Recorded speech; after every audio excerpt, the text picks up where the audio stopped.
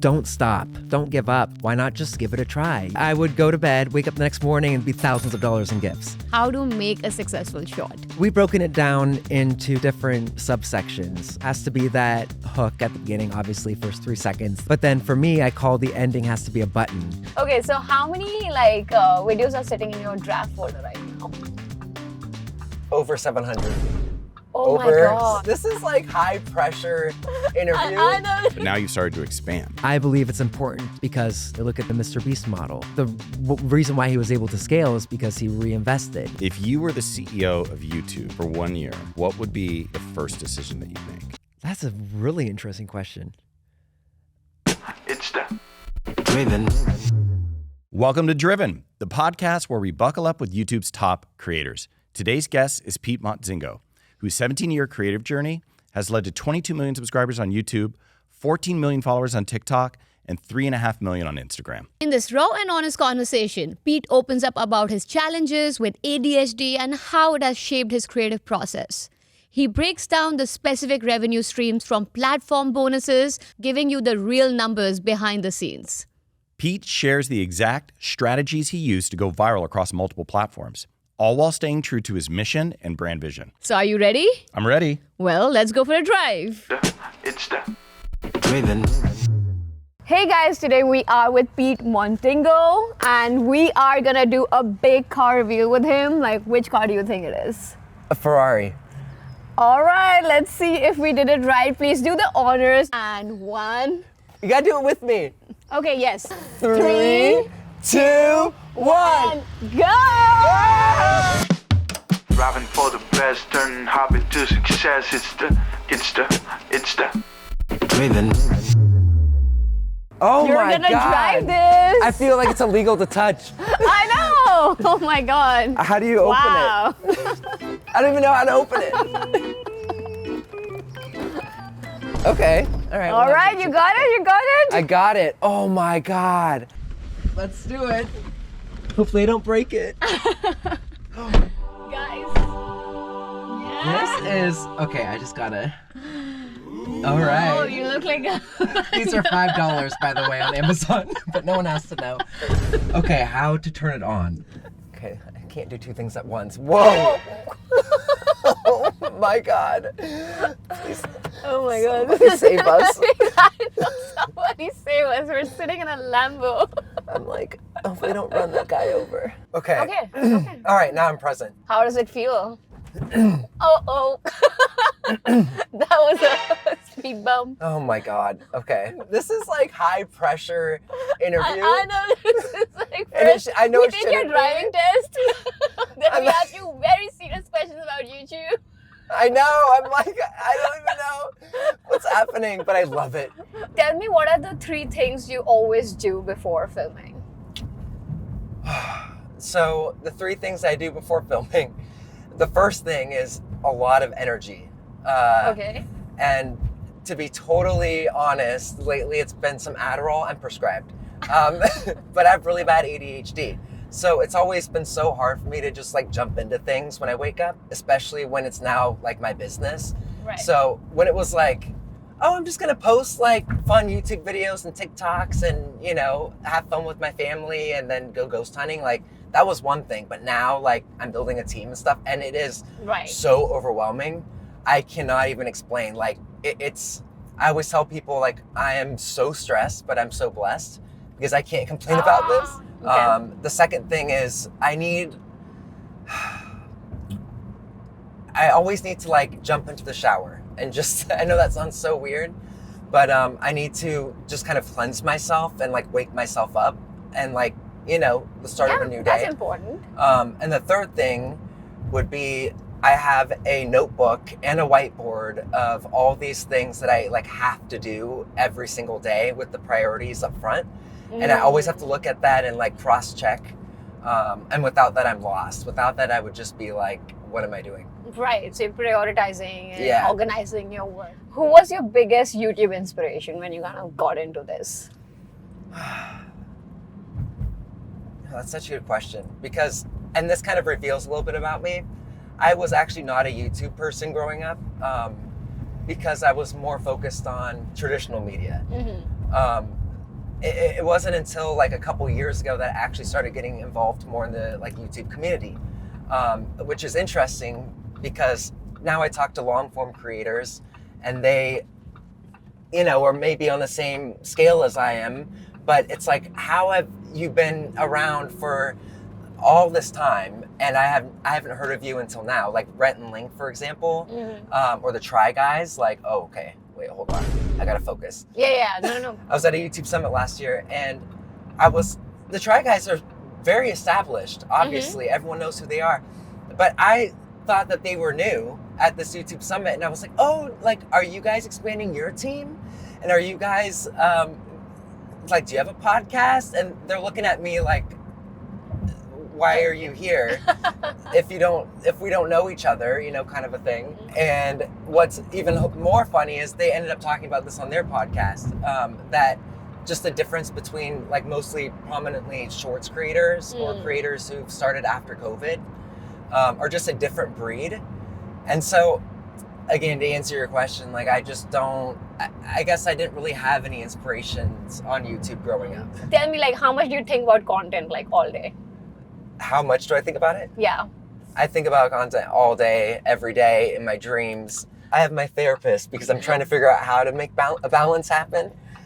Because, you know, you want to strike while the iron's hot. So, like, I always want to make sure I'm not wasting time right now in my life. Like, now's go time, you know? Yeah, that's true. Yeah. For how many years have you been, like, just thinking about content? I've been thinking about content literally since 2008, which is hilarious. Wow, that's a long time. I know. And like I was posting weekly on YouTube since 2008. Oh my God. And then it wasn't until COVID and TikTok to where the algorithm like opened up something that was made for me, honestly, which is crazy to think about. But, you know, that's just a testament to persistence. Yeah, I'm sure you can relate to some extent. Yeah, that's insane. Like from 2008, like creating videos, you said twice a week? Once or twice a week, yeah. And like that was through And that's been consistent throughout like until pandemic, and then you increased? I mean, kind of. I mean, honestly, okay, this is so random. We're gonna pass my mom's house. Oh. And I feel like such a winning son for driving past her house in a Lamborghini. Okay, so tell me something you've done for views that you regret. You know, you made some content that you you just did it for views and not creatively, fulfilling you. That's a really good question. A lot of it was at the very beginning. I would do a lot of things just to try and go viral before I really established myself as a brand. I would just do a lot of things to like really prank my mom or do some things that I wasn't ready for. Like on YouTube, my long form actually popped off first because I live right next to the Cecil Hotel. So I did a lot of paranormal content at the very beginning. And I think I regret that the most because I was thrown into the paranormal community. And that was before I really, established myself. So I didn't know what I was doing. Like, I didn't know how toxic, no offense to the paranormal creators, how toxic they could be. Oh my God. And so I got myself into a lot of really questionable collaborations. And I'll never forget, I drove to my first like really big haunted manor to do a collaboration, and I was not ready, and I actually embarrassed myself in front of the team because I couldn't even do the investigation. I didn't know what I was doing. I didn't know what any of the paranormal things like actually did or meant. I was like crying because I was so scared, and I just wish I would have known, what I was signing up for. Oh my God, there's a trail of cars behind me. I'm so embarrassed. No. I think you're fine. You were like speed limit, right? Yeah. Okay, we're almost gonna reach the top, so we're gonna take a quick break there. Only person in the world who's like driving a Lambo. He's like, I know! Everyone's like, what? That's this Lambo not even going fast. Okay, here we go. Okay, perfect. Well, it's 40 speed limit, so you were doing fine. Also, funny story, I got a ticket on right here, top of Topanga, when I was trying to run away from my mom for some peace. And I guess I ran the stop sign and they had a camera, like ticket thing. Yeah. And I still haven't paid back. Well, hopefully not today. I know, right? What is your biggest fear of being on YouTube?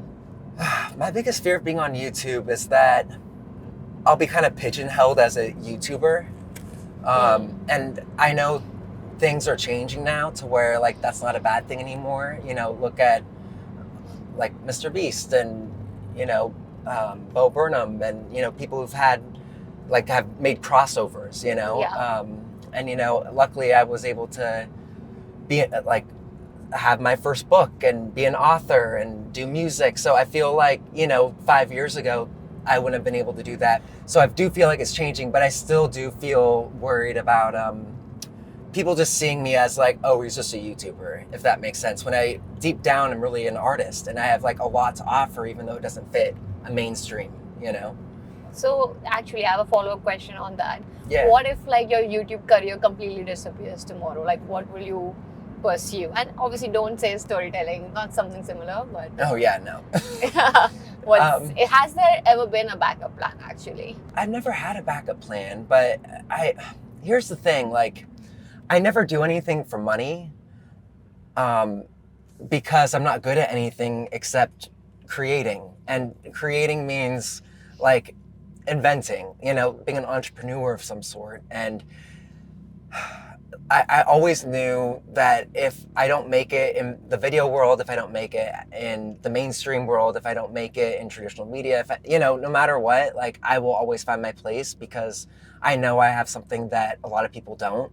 And it's probably my ADHD is the one to blame. But I feel like ultimately it's like it set me up to where I would have no plan B. And I'm thankful for that because without that, I wouldn't have the drive and persistence because I literally can't do anything else. Like I would be homeless. You're really a creator at heart.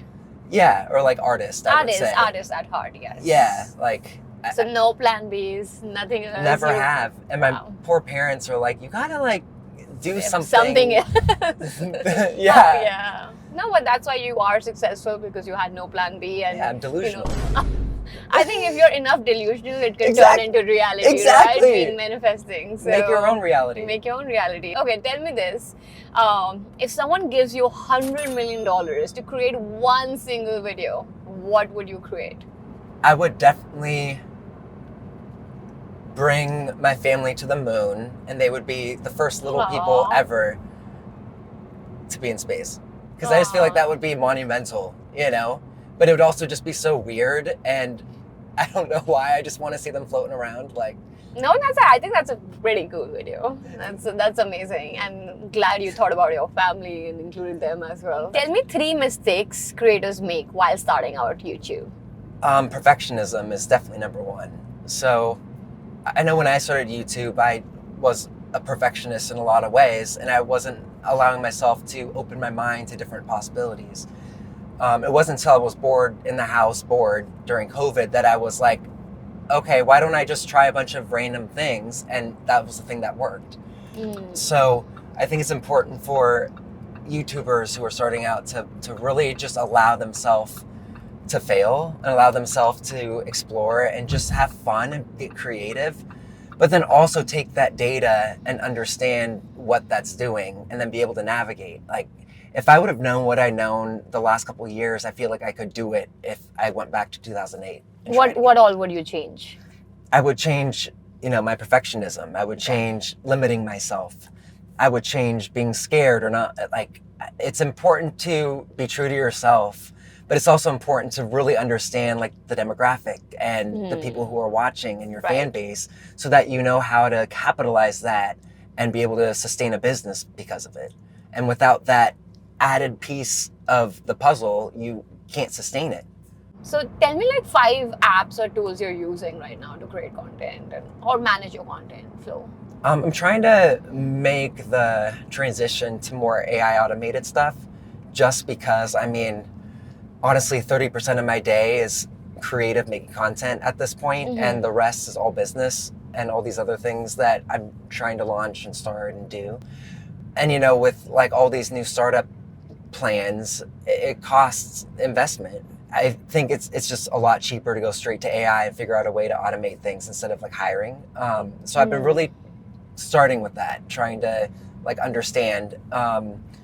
So I've been toying around with VAs, virtual assistants. Oh, that's interesting. and still learning. So that would be one. Another one, I always have to have Premiere Pro open. Oh, so are you editing for yourself? I have a team of editors, but Okay. here's part of, my... Most creators, I think, Yeah. it's the hardest thing to let go of is editing. Mhm. Because you have your own style and taste. And And I've sometimes tried it's to like give it up. I've tried for years, and I've like really took risks, and I'm like, it's editing style plays so much into my success. It's crazy. Right, of course. So initially you started editing for your own self, right? But now you have team of editors, you brief them, and sometimes they come up with what you want. I think only like once or twice in the last 3 years I've been like, okay, I'm gonna post that as is. Oh my God, really? Yeah, Oh, I can't wow. let it go. I like pull all-nighters instead. I'm like, I gotta fix this, even though I don't know how important that is, but you know? Okay, so how many videos are sitting in your draft folder right now? I'm sure it's like so many, right? Over 700.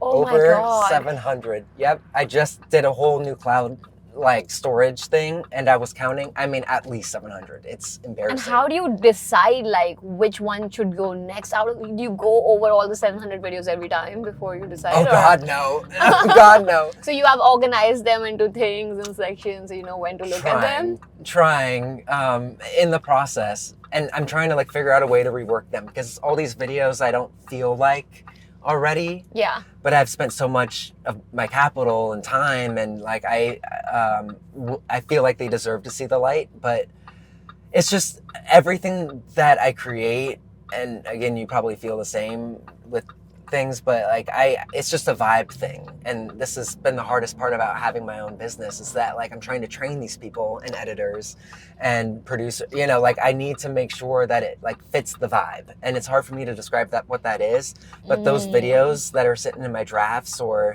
whatever are they just don't hit the energy yet, and I know that they deserve to wait till I figure it out. I've never had to pee so bad in my life. I hope you got good insurance. Everything's fine. We didn't do anything, guys. The car is in perfect condition, right? Yes. Brian, nice Nice to to meet meet you, man. Yeah. How was it? Amazing. I just blacked out. I have no idea. Okay. Yeah. It's the Driven. Before we keep going, we want to give a shout out to our sponsor today, FunMates, who has helped make this episode happen. If you're a creator looking to grow your channel faster, FunMates is a perfect solution for you. They help you with capital that you can invest into production, building your team, or scaling your business. So what are you waiting for? Check out funmates.com now and start scaling your channel today. Pete, welcome to the Driven Podcast. Val, do you have a question for Pete? Yeah, I actually have a very serious question for you. What is your favorite color? No way. Blue. All right, so let's have some blue for you. Oh my God. Wait, no, There you that's go. sick. Whoa. So we're super excited to dive in with you. You've had a pretty interesting journey over the last 5, 6, 7 years, maybe longer, making content. So you've gone from YouTube to blowing up on TikTok during the pandemic. We'd love to start with a little bit of download on your story and that transition, and then we'll get into a bunch of other topics like business, team, wins, setbacks, etc. Love it. So basically, I started creating content in 2007. Long time ago. Long time ago. Basically, YouTube's, beginning moments. And I thought it was a way for me to leverage a lot of my dreams. And at the time, my dreams, still living at home and growing up and stuff. But my dreams were to just prove everyone in high school wrong, and then prove in my family that I belong, a lot of insecure feelings. And so I'm like, okay, I have to go to LA and prove everyone wrong. So I thought that, starting the journey on YouTube would be a really smart way. And it was this new thing and all of this. And so long story short, I go to LA. Nothing works out the way we ever want, of course. And I ended up joining a boy band. And I was in a boy band for 7 years. And up until the pandemic, we were actually traveling around the world. So we went and supported bands like Boyzone and Westlife and Jason Derulo, and went to South Africa and Spain and just all over Europe. And then COVID happened. And right when I felt like I was finally getting my moment, COVID shut it all down. And the label told us, we were all in Nashville, told us, go back to LA, go back to your homes because we'll pick up after COVID. whoa, the first 2 weeks in LA, back at my house, I was bored in the house board. And thank you for understanding that reference. That took me back. Yeah. Yes. And immediately in the first 3 days, I had my first viral video. I had like a ball pit in my house at the time and like an ice cave where I slept. And it was just very strange. And I remember thinking, you know, it was like one of the first like viral moments. I was like, I'm gonna be on Ellen. Oh my God, I need to sell the rights to this video. Already like the business mind, you know? Yeah. I'm like, I can become a millionaire maybe off this somehow, you know? And then 2 weeks later, my mom's like, can you quarantine with me? And then the rest has been history. Wow. So how many views did that video get?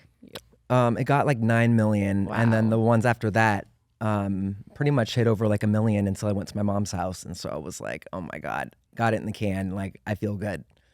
And so all the videos you were uploading before the pandemic, like were you ever making any revenue on those? No, not at all.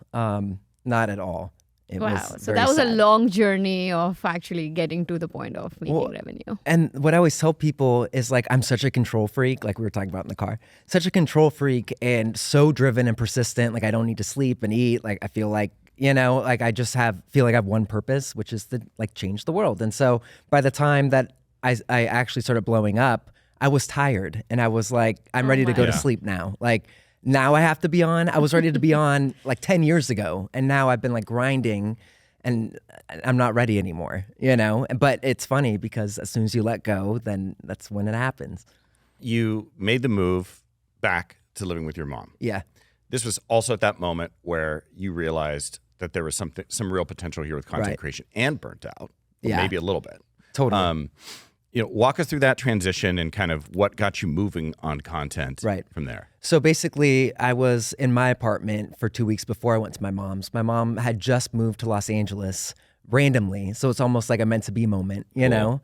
And in those 2 weeks, I was just getting so pumped for like my virality. And I was calling her like, what do you think I should do? And, you know, like, should I call Ellen? You know, and like all this stuff. And she basically was just making fun of me because she's like, Pete, it's just like, it's this app that no one knows about. I'm like, no, everyone knows about it now and you need to get it today because I'm going to start posting every day, you know? But honestly, I was so excited because I'm like, we have a pause because of COVID. And I felt like humanity just in a whole kind of needed a pause. And I definitely did. And it just, I wanted to just play Zelda. I wanted to just kind of be in the moment and go back to like my roots, you know?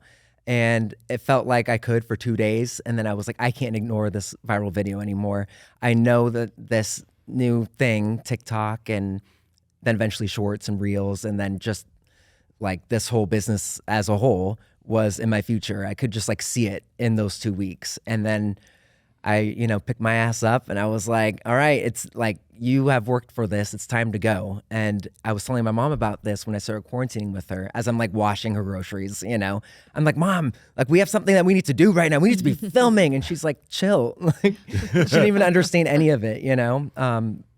But then she's had to learn because she's in this with me in a lot of ways and doing her own things, you know? So, it was like definitely a blessing in disguise, and I'm glad I kicked myself in the butt. Yeah, that's awesome. Like it feels like that was the moment in your life where it became from a hobby to a real business, right? Like, so how did you like transition to that, like content wise, theme wise? So I got serious about it immediately, and I was just trying to make sure that the momentum didn't die down. And this was before you started seeing like people would pop off, you know, but then they would usually be like an Addison Rae or, you know, somebody to where they were just known for a while. It's not like now where you can have a viral video and you have to like really work hard to make people care about you. And it was before people realized that if you're like a TikToker, then it's harder to sustain an audience, you know? So I had to really dive into that and figure out in my own way that I was trying to trailblaze how to get people to care, how to get people invested, how to make sure you can sell that product, how to, you know, really expand your company. Because at that point I was like, I'm an entrepreneur now, like Yeah. you know, like it was something I never wanted to do, but it kind of came with it, obviously. What kind of entrepreneurial thinking started to happen for you? Like how did your mindset shift from being a cast member of a boy band to, did you start imagining and building kind of a vision in your mind of what this could be? Or, you know, what's different about Pete in the entrepreneurial mindset that started to kick off? So yeah, in the boy band, I've always wanted. Do you remember NSYNC? Yeah. Yeah. So no strings attached. You know. Yeah. That's how I feel like I didn't want to be. I wanted to have the strings. I remember seeing that music video when my sister was obsessed with them and being like, I want to be the puppet on the string so I don't have to use my brain. And so what was funny though was in the boy band process, and I was through my boy band days, I was involved in like 3 or 4. And in those, I would always kind of be the weird member because I would be overly passionate about the content. Like the label would say something, I'd be like, no, we're not doing that. That's not a way to position ourselves to success. And they would be like boomers, you know, and be like, no, you're wrong. And, you know, we're investing and you have to do this, you know, kind of a thing. Like it's in your contract. And I would always go against it because I'm like, no, F that. Like, I'm not going to be cringe or I'm not going to, you know. And so I think those thoughts really set me up for what I ended up was meaning to do, you know. So it felt in that way like a mentally smooth transition, but it was scary because then I had to deal with the money. I had to deal with all these things I didn't know. Like my mom was always like, we have to be conservative. Like I grew up poor. And so it's like, oh, what are you doing? Like spending $100 on a prop. Like you're an idiot. Not like that. But like in my head, I'd be like, she thinks I'm an idiot. And then learning like, no, this is like I have to invest, return of investment. And like, you know, it is a risk. And so I started like thinking about all of this. And at the same time, my long form on YouTube started popping off with paranormal stuff. And so I had this like shorts thing where I was starting to generate money with monetizing with like brands. And like, I think there was not the shorts creator fund, TikTok fund or whatever. TikTok creator fund. Yeah. Yes. I mean, that was like a lot of money back then for me, you know? I mean, I was making, and I was helping my mom like pay for a house because at that point she didn't have a means to an end. And so I'm like, this is perfect actually because things just work out the way that they're supposed to work out, you know? How much was the funding looking like with TikTok in a month? Oh, at the time it was only like a couple $100, you know? Okay. But it got to like 1,000 in the first, you know, like 6 months to a year. And I was like over the moon. Like, this is insane. Like, I'm rich. Amazing. So we feel like, you know, you had your viral moment in 2020. Yeah. Then, you know, you started posting more content. Like, what was the time when you felt like I need help now? I need to hire a team. I cannot take, you know, all this alone. Day one. Okay. Yeah. Day one. Yes.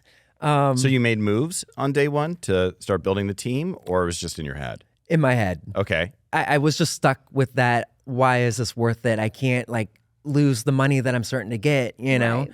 So it wasn't until I would say 2021, 2022 that I really was like on the floor, panic attack mode. Like I'm at my wall. I can't keep doing this the way I'm doing it. And then I started trying different creative directors, different editors. I got a producer at one point. I probably went through like 10 people in the first year when I put my mind to it. And then I fired them all.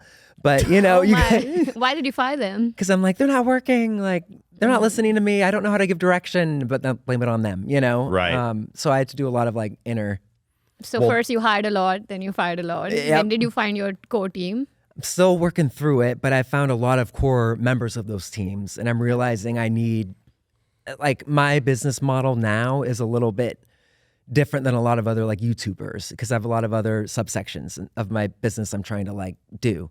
So with that, it involves a different model. And I've had to come to the realization that it's okay that I have these weird little quirks and I need to like hire within that. And so I'm finally doing that. And it's starting to finally feel like it's a little bit more, less resistant, you know? I want to dive.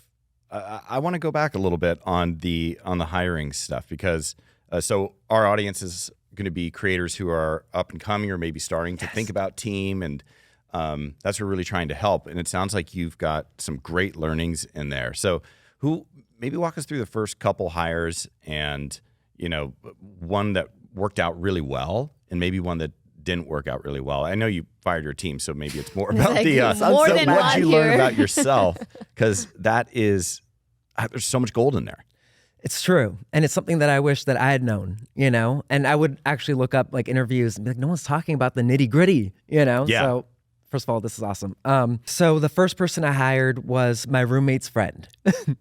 And he was really cheap. And And I was like, I can do this. It sounds like he's in it. He wants to be a YouTuber. It's a perfect match. And he was short. So I'm like, it's meant to be, It's terrible to say, but I can say it.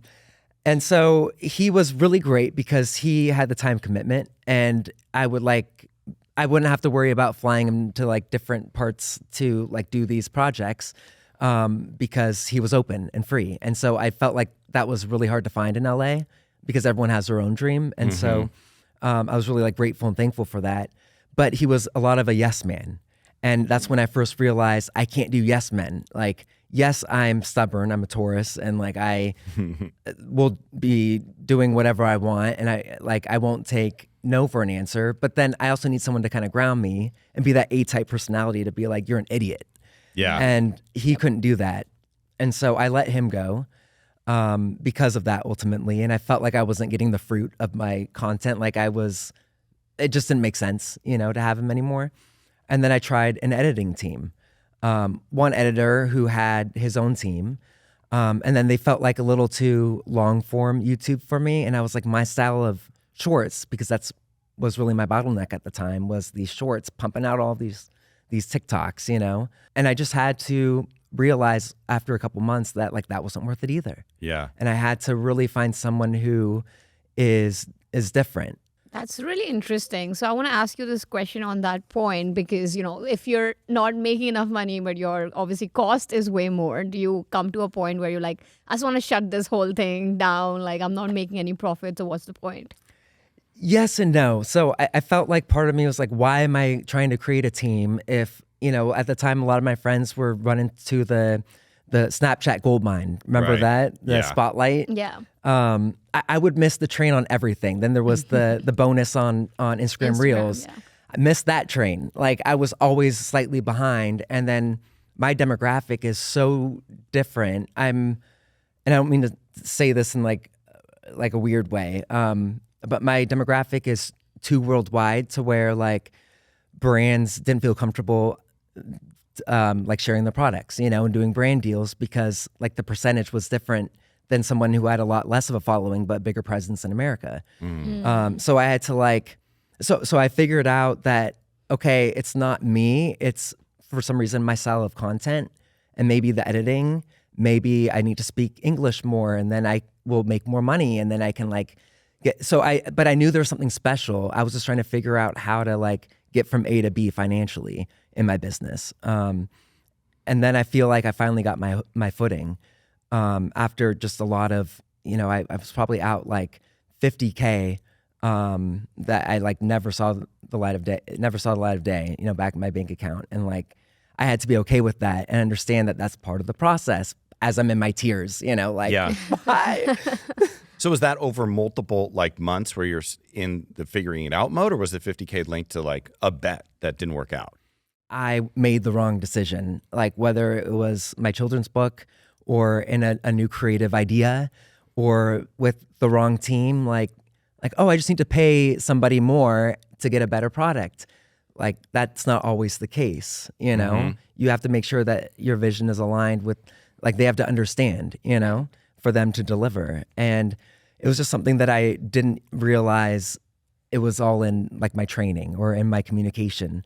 And so because of that, I would lose in 1 month. I lost, I would say $20,000 in 1 month. Yeah. my Because I'm I thought I was doing the right thing. I'd took a chance here and hired all these people, or I took a chance on this creative project and it was all of the above, I feel like I failed 1,000 times more than all of my friends. And that's why I feel like I was just always wrong, or I was missing the mark somehow. I wanted to give up because I'm okay, you clearly aren't smart here. And you don't trust anyone because you're a perfectionist and a control freak. How can you expect to get to your goals if you aren't allowing yourself to, Yeah, you're right. It's very hard to scale your channel if you can't hire the team. Right. It's so important, and you have to delegate because how much you can do. And you were telling me in the car you have 700 ideas in the So, vault, already done. Yeah, that's insane. So you need people to manage it. So who are in your core team currently?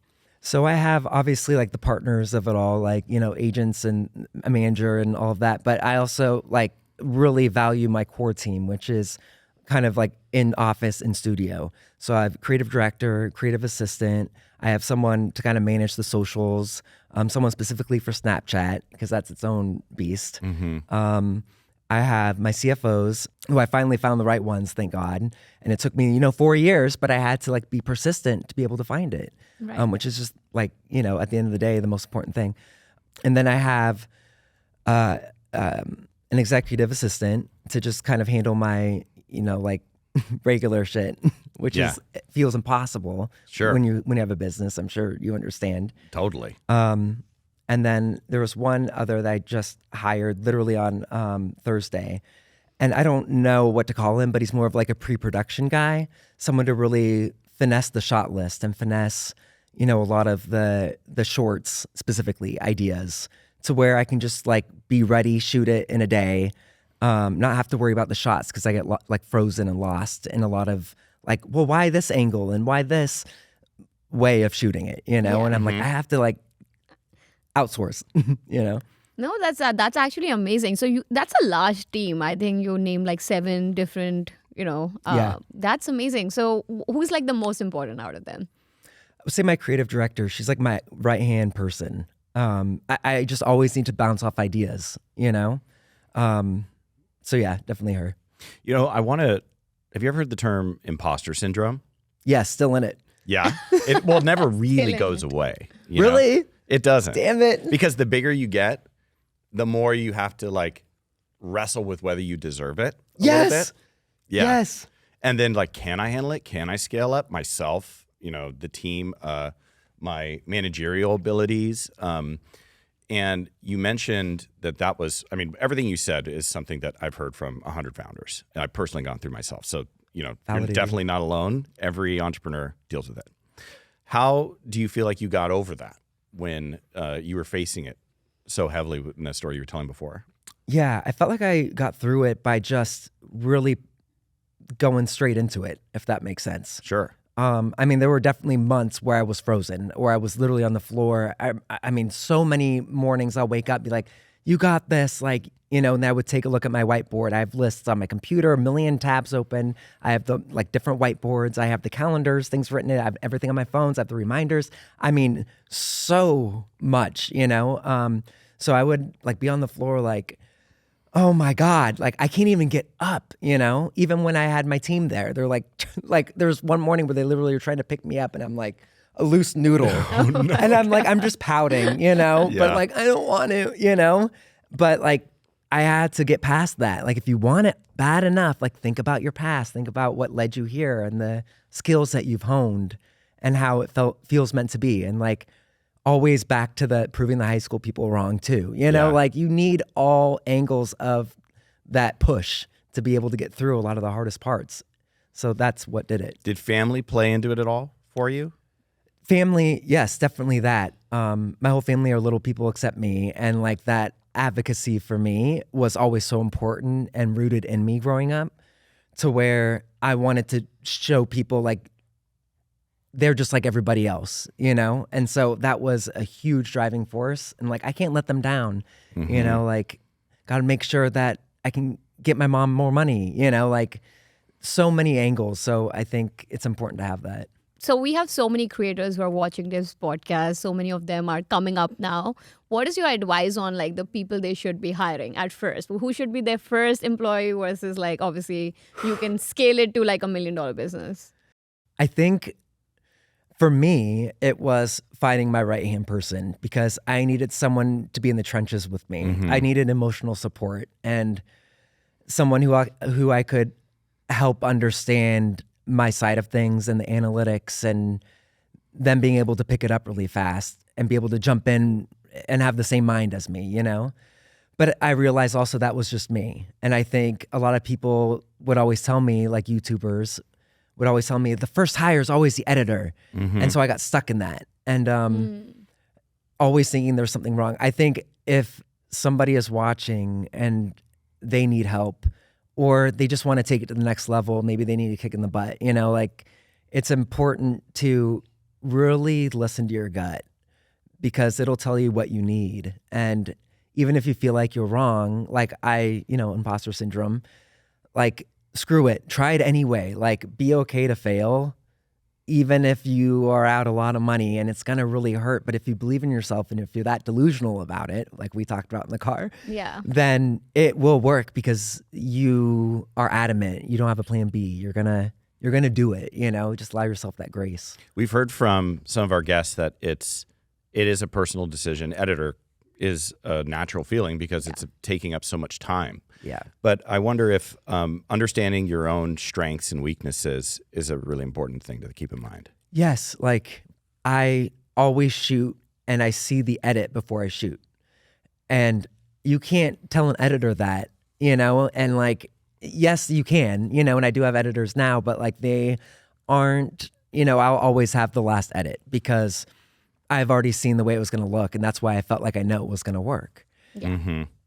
And that's okay, and like I had to allow myself to understand that was okay. And that, again, it was just a different kind of business model. And like maybe one day it'll look like everyone else's, but for now it's definitely its own thing. Very interesting. Okay, let's jump onto shorts a bit because obviously you're doing such great things with shorts. Like, what is the process there? How to make a successful short? Yeah, so I've actually gotten into the trenches a little bit here with my team because I have over 700 videos in my vault already done. I don't feel like they should see the light yet, but I know that they have potential. And the 700 are not including the ones that I'm like, throw away, scrap the whole thing. Like I'm gonna, screw it. So we've broken it down into kind of 3 different subsections, which is there has to be a good story, beginning, middle, end, even for my content at least.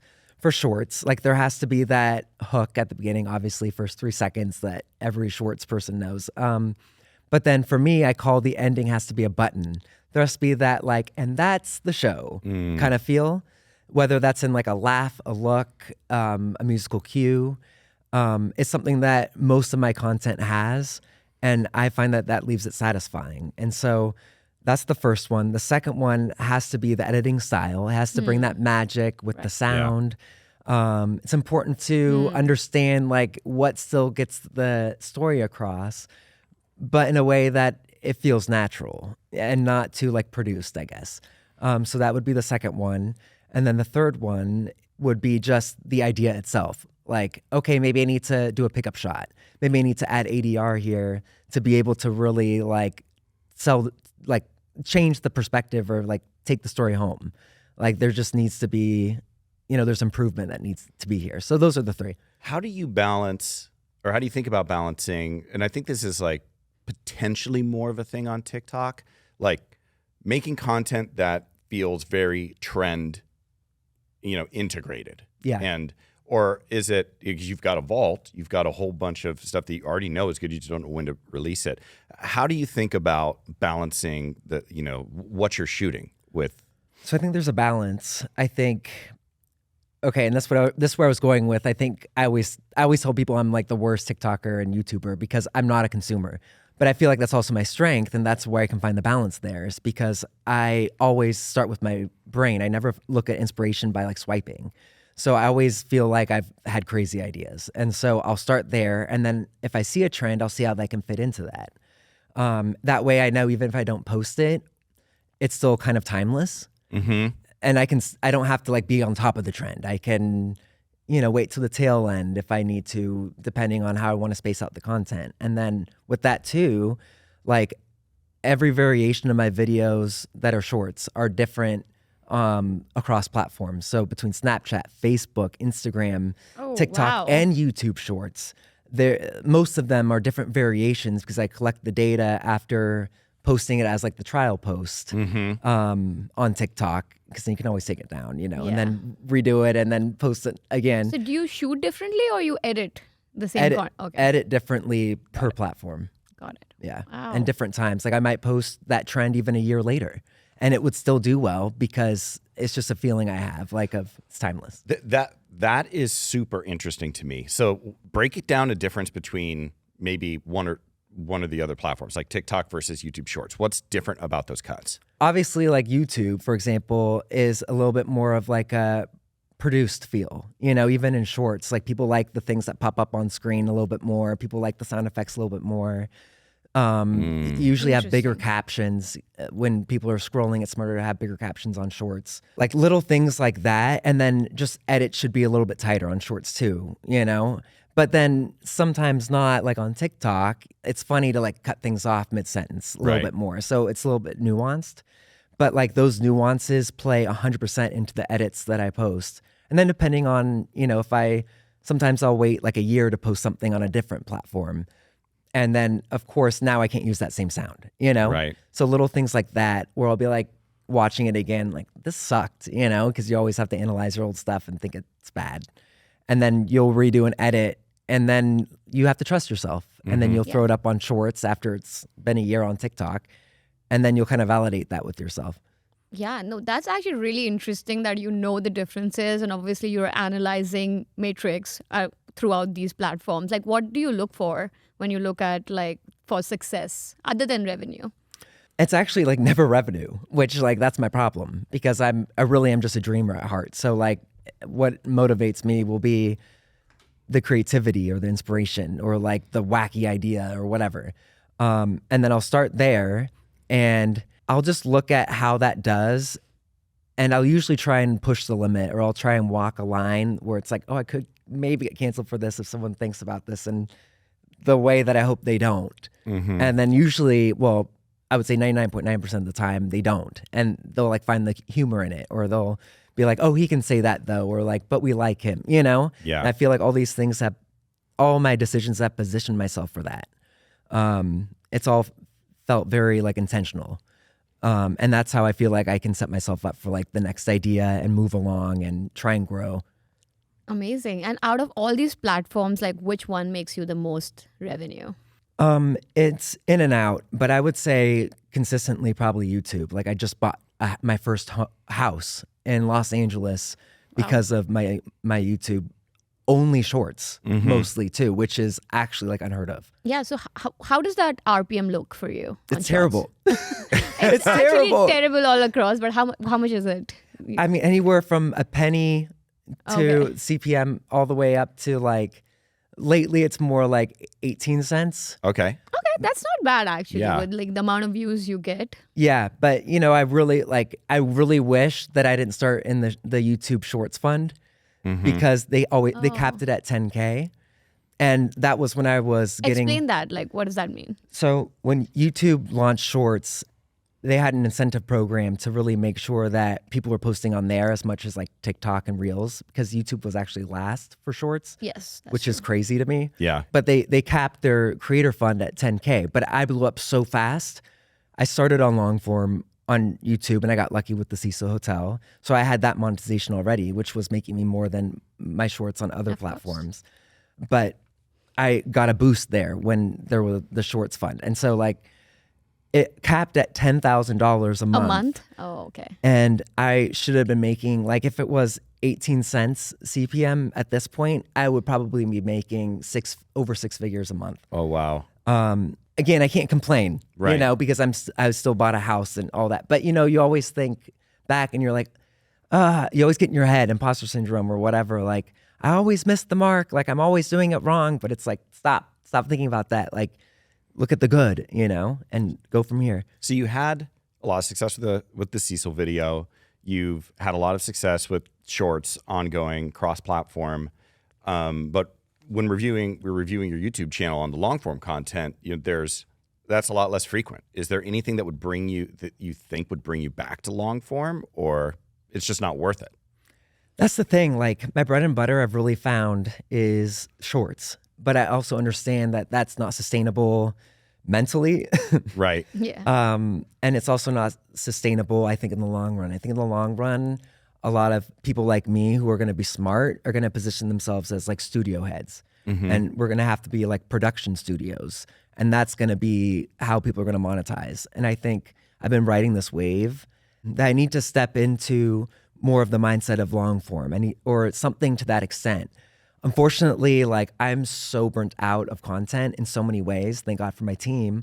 Like I have so many long forms already shot. I just haven't, like, for even 2 years ago. Like I have a whole vault of those as well. I just can't justify editing them and the time it would spend and hiring the editors because my bread and butter is shorts.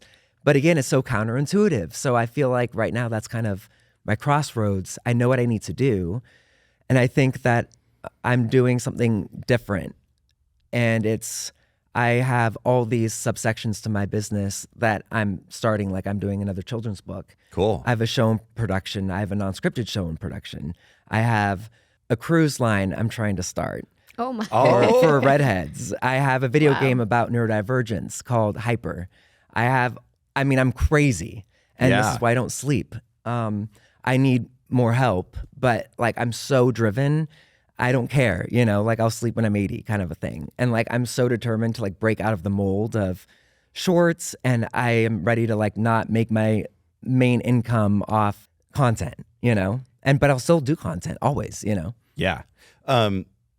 As our show suggests, we like to get into the business side of things. We're doing that. This has been awesome so far.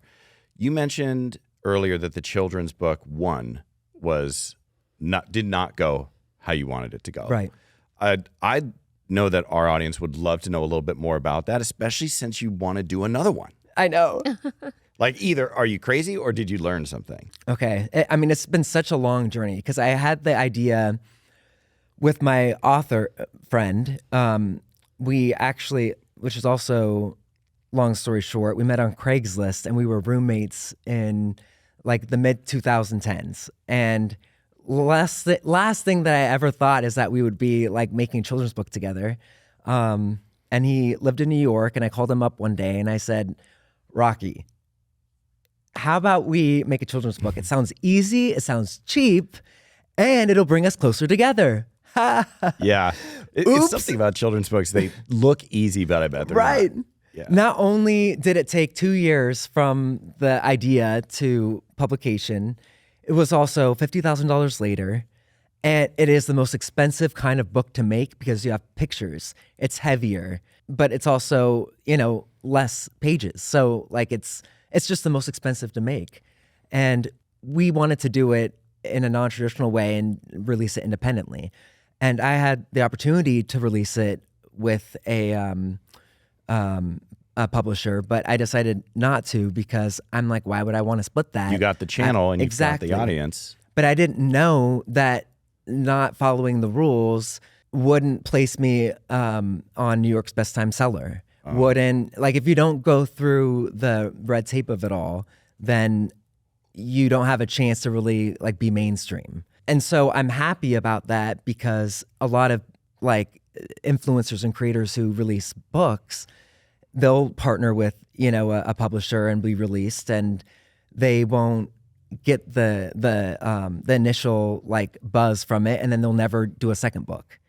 For us, we did it all independently, went through the grind. Not only did we learn everything about how many mistakes we've made and how much capital I lost, but at the same time, like I finally at least broke even without having it in many stores.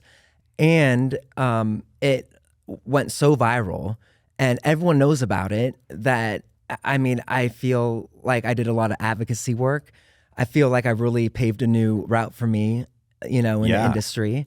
And it just created some weight to, what I was doing. And now I have gone to a publisher and we're able to prove that we've made X amount of books, sold X amount of books.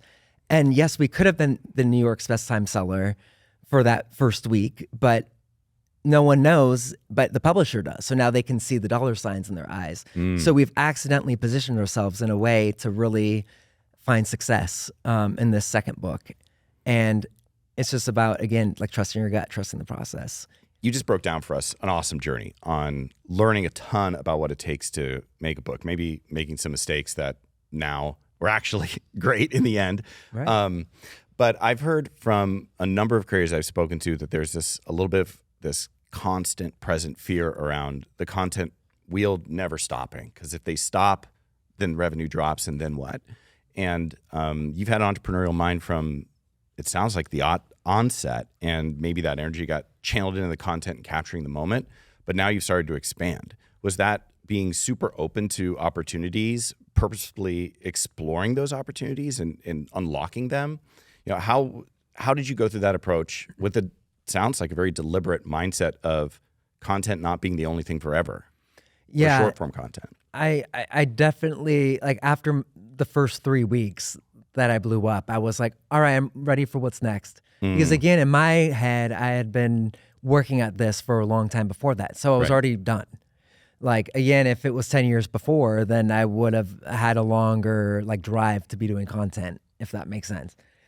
And so I guess I just knew that I'm not good at anything else. So I'm like, if I can just stick to the thing that I feel like is going to launch me, which was something in entertainment, like whether it was, influencer, creator, artist, like something like boy band, just whatever it would have been, then I can use that to leverage the things that I really want to do, which is still create, but create products, create businesses, create opportunities, create, like, really do things that no one's ever thought. But of course, you don't have the capital when you're broke. Yeah. So I just needed to like get people to know who the F I am, and then try and get them to like me and feel invested in with me. And then try and leverage that to, change the world. Yeah. Yeah. But are you like the show? We heard the book story, love it, but unscripted, you're looking at other businesses. You mentioned the expectations for creators to become a studio potentially, and maybe that's the apex. Yeah. Are you purposefully going, we need to explore this? Are you calling the manager? Are you pitching the team and then opening up relationships to make that happen? Like, how does that get going? Or did it come to you and you're like, I need to make a trade-off opportunity. Let's jump in on this opportunity. Okay. This kind of goes with a lot of what I've been thinking about since this all started, which is how bad I am at networking. Right. Like, I had to literally take a YouTube course on how to small talk. Oh my. Because someone would be like, oh, you look so great today. And I would get awkward. I think low-key I might like be autistic in a little bit, and I had to like push through that because I had to, unfortunately, realize what I think I've always realized, which is your network, your contacts. And I couldn't get in my foot into the door until I made people care when I blew up. And then now people are listening. I can reach out to different people. I feel like I have the tools mentally to like carry a conversation now, which sounds weird, but I needed to learn.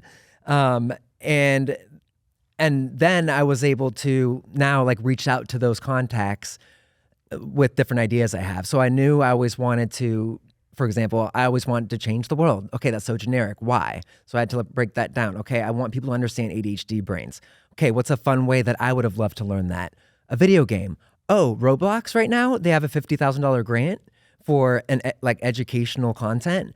Okay, well, ADHD is educational. Let's see if we can weasel our way into that grant. Okay, who do I know in the video game space? Oh, this manager over here. Thank God I didn't sign exclusively that I can work with this management over here, Yeah. So like positioning myself in ways to like all comes from just what I want and what I feel like I want to change and the drive, and then just see what happens.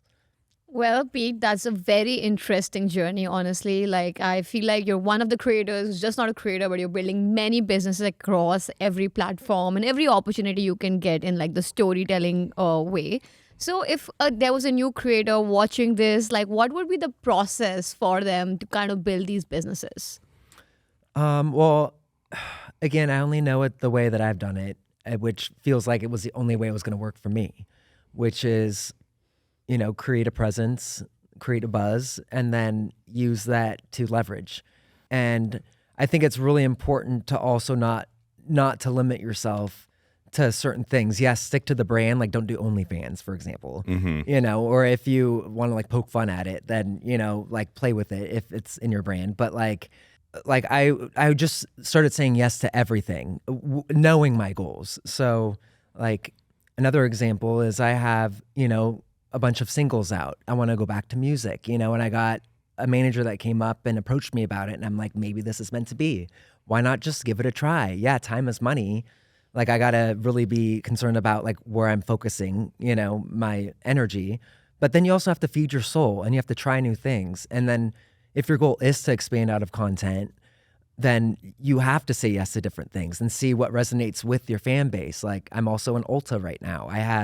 I model too. So like I take all this data from all these different departments and I'm like, okay, where's the biggest buzz and how can I leverage that? Like where can I see the fruit there? Because I don't want to waste time. Like if the video game isn't going to be lucrative, like, I mean, I don't care that much. Like it's not my ride or die. You mentioned the word brand, and I feel like there's an obvious brand that you've built up. And each one of these business lines that you've mentioned fit within that brand. Is it defined somewhere or is it in your head? Is it intuited to your team and management what that brand is? Or are there like a traditional corporation, like brand values and outlines around that?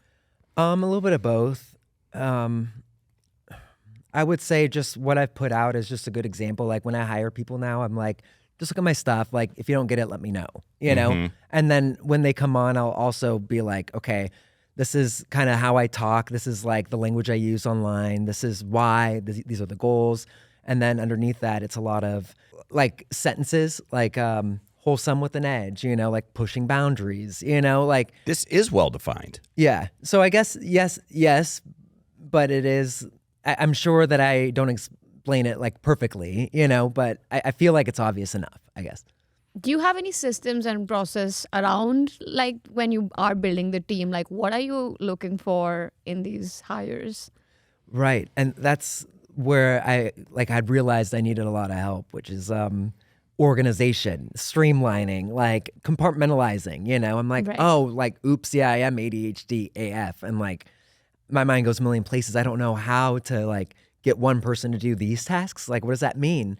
Like everyone does everything, right? You know? Yeah. So I'm like, just recently I figured that out. And it took all these years to like realize that. But again, like that's where I had to allow myself to accept that I just do it differently. And this actually should have been what I did from the start, not try and listen to other people talk about it, you know? Right. And I think you mentioned this before where you said you still need a lot of help. Let's say you had an unlimited budget to hire every best person in the world. Like what would you be hiring for? How would you solve the problem that you have currently? So right now, the biggest bottleneck is definitely streamlining the shorts process and TikToks. So if I could just get somebody, which again, I'm still trying to get, but someone to really plan out like brainstorming. Okay, this is why these ideas really make sense. This is how these shorts, TikToks really set yourself up for the long form for these other businesses. Like seeing the big picture, being able to be more strategic in growing and expanding, and then being able to shoot those really fast, like get the buzz, get the numbers, and then just move on, you know, instead of being like, oh, should I take this down? Like, how can I repurpose this for the different platforms in a couple months? Oh, how, like this takes so much brain power and then I have no creativity left. So if I could hire somehow for that, which again, I think I have like the pre-production person and then executive assistant and creative director. So like between them, I'm really hoping that they really can solve that. But also realizing that, okay, it's in your brain that this is why it works because of what's in your brain. So like, you have to take some accountability for what you feel like the magic is, or at least try and like pass it on somehow. Yeah, I think you need to clone yourself because I'm hearing a lot of like ideas that are in your brain, and it's obviously very hard to find similar people. Come on, AI. Right? Yeah. We're so close. I know. That's definitely going to help. Do you have like any regrets that, you know, you didn't scale your channel faster, or, you know, you had the opportunity but you didn't take it? Yes. Okay. That's a lot of nodding. So yeah, a lot of them. I mean, it's like I was saying, I miss the gold mines. I miss the, you know, seeing all my friends buy their houses, like understanding like when I stopped doing the long form as much and stopped doing my YouTube lives as much, you know, I mean, I was making so like sticking to the plan, you know, like if I would have just held on to those live streams a little bit longer, I would have had a more dedicated like fan base, you know, from the start. Or like if I know everyone says like no regrets and like you just got to be in the moment and do you. And it's like, no, everything has been a regret. But also these regrets have been lessons. And like, I can either cry about them or I can learn from them and then keep going or give up. Like, no, I'm going to keep going. I'm going to learn from them. I'm going to make 1,000 more mistakes and I'm going to probably like hate myself for it for a while. But like, trust the process, you know? Yeah, I want to touch on like the YouTube live you said. Like, how does that work? Are creators actually making revenue on that, or is more for subscriber base, or is it just more for getting more loyal followers? Well, this is right after I had my first like long form that blew up on YouTube, which was about the Cecil Hotel. And everyone was starting to tell me like, you are not going to make like a good amount of money until you learn how to make money overnight. And I thought, I took it literally. So I started doing the Hotel Cecil lives. I lived across the street, like I said. So I would, before I went to bed, almost every night, I would be like, all right, I'm setting up the camera out my window. Let me know if you see anything. And then I would go to bed, wake up. And that's on live. On YouTube Live. Oh my God. And I would go to bed, wake up the next morning and be thousands of dollars in gifts. And I'd be like, oh, what did you see? Oh, interesting. Let me make a compilation about this. You know, I mean, I had the system, but I just got bored because this is just, I always get bored and I like hate that I do that.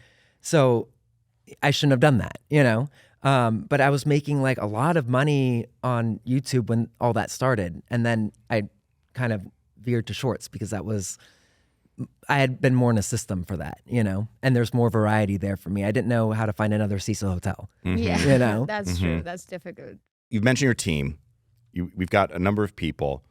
Maybe break down for us a little bit kind of how revenue is flowing from the channel back to the team and how you're thinking about that right now. Obviously, as you know, it varies between brand deals, between like creator funds on the different platforms, and between like AdSense. And then I have, you know, the business of my book and like the drop shipping of it all and supply and demand. And, you know, so the way that all works and is usually I can count on the shorts income to hit my like main costs a month. And I would say that that's probably around 30K a month. I have is my baseline. I have to sustain to And be that's able on to, shorts. and I have to get that. Yeah, and I mostly make that on shorts. Wow. At least. So, and again, that's through like brand deals and stuff. But I mean, even you know, on YouTube, I'm making more than that just on shorts a month. So it's important for me to always kind of direct my attention towards shorts, at least right now, but also TikTok, because TikTok is where like the bigger brand deals are. Sure. Because YouTube shorts aren't getting that much brand That's deals true. right now, which is crazy because, you know, like it's had such a blow up. Yeah. And how are advertisers not, you know? Well, brands are definitely going to be watching this podcast too, are watching. Okay. What's your advice to a brand? How should they be taking advantage of shorts? I mean, it really is going to take over. I don't think it'll take over TikTok, but it will take over TikTok in like the more traditional sense. You know, like families, like will be definitely having people scroll on YouTube Shorts rather than TikTok. Like my nieces do that, and my brother only allows YouTube Shorts. They have the cautionary things implemented in there with their legal team and everything. Like, I mean, it's obviously built for the most sustainability and the biggest success. And I think between, you know, TikTok always saying they're going to, you know, leave the US, it's only really actually a matter of time, I believe, before it's just like YouTube Shorts and YouTube being the actual mainstream media. You know, obviously we see it now in advertisers not being as traditional as they were. Like that's why traditional media is losing, you know, all their AdSense and stuff. So for marketers out there where brand safety is key, one, hit up Pete. Two, maybe you should be looking at YouTube Shorts. Exactly.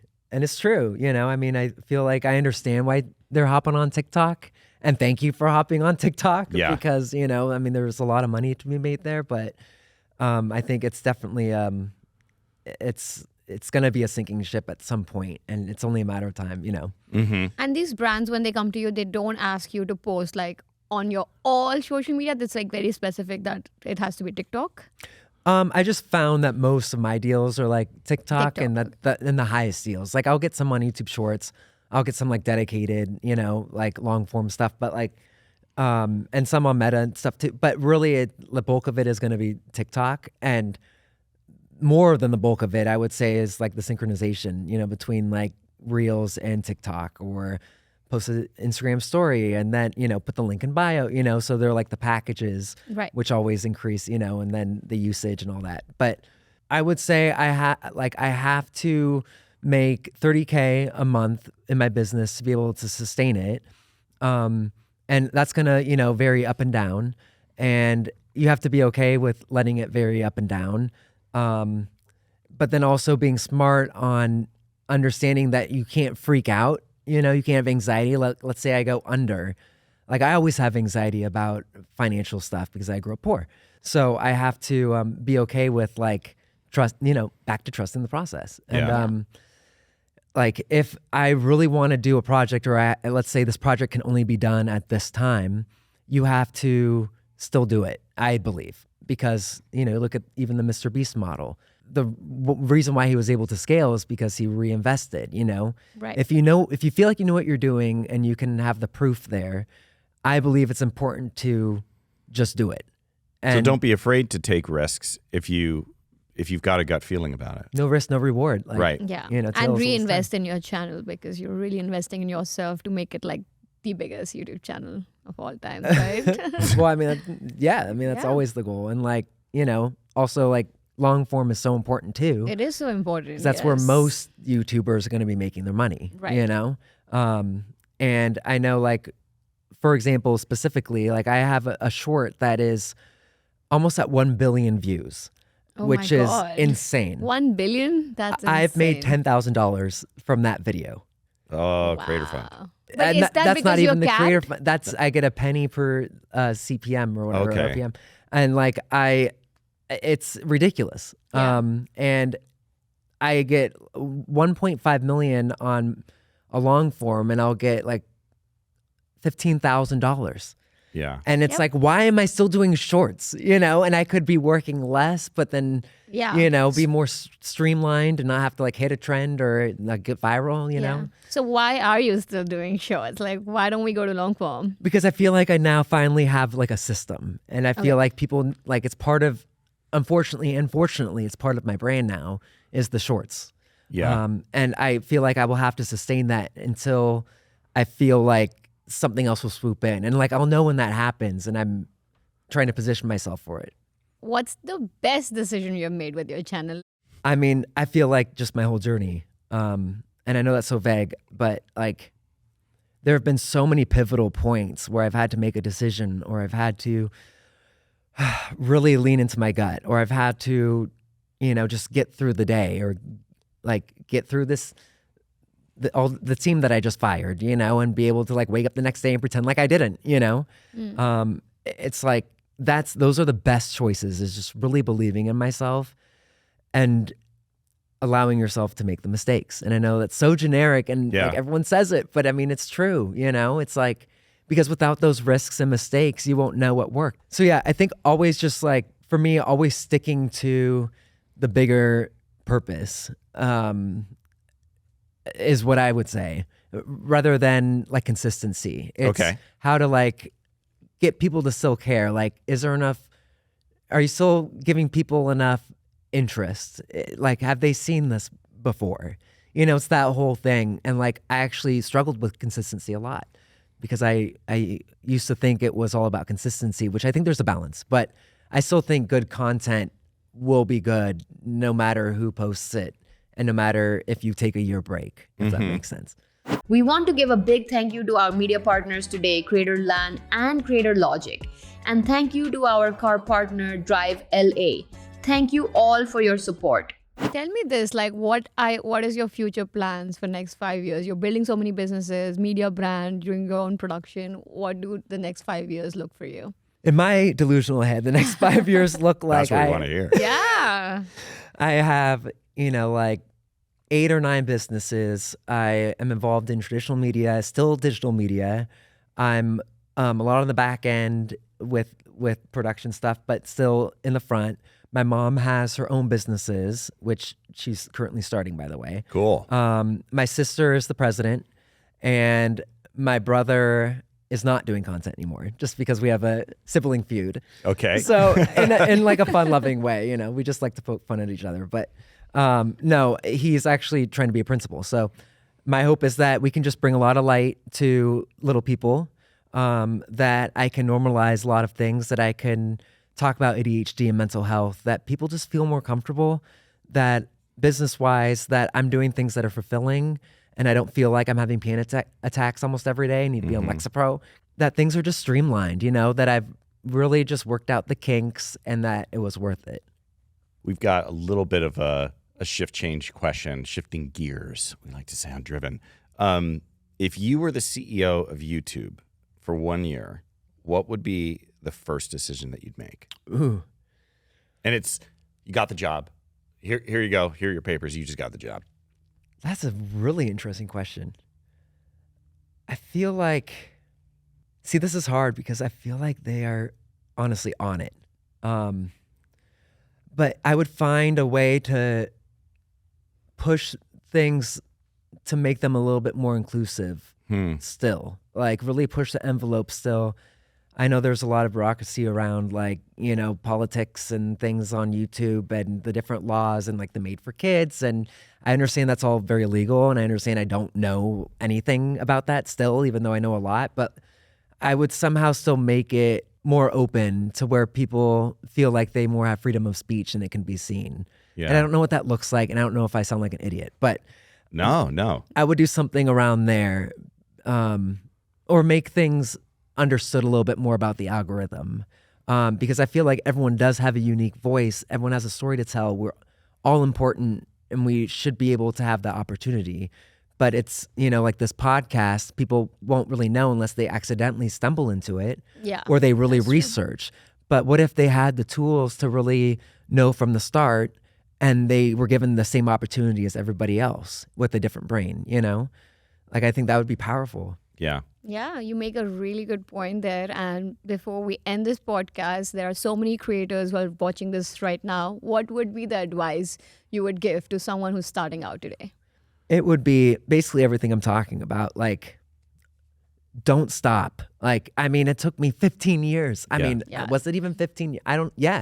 Like, I mean, I was tired. I wanted to give up. Like, let go of some of that control of needing to, you know, be famous this way or being successful that way or wanting it to look like your dream. Let it go and just let yourself do you. And that's the nice thing about the algorithm today is that with TikTok and shorts, it's not like the long form used to be. So ride that, create different channels if you're too embarrassed for your friends to notice. Try and just do the shorts just to see where there's interest in the world, and then start the long form.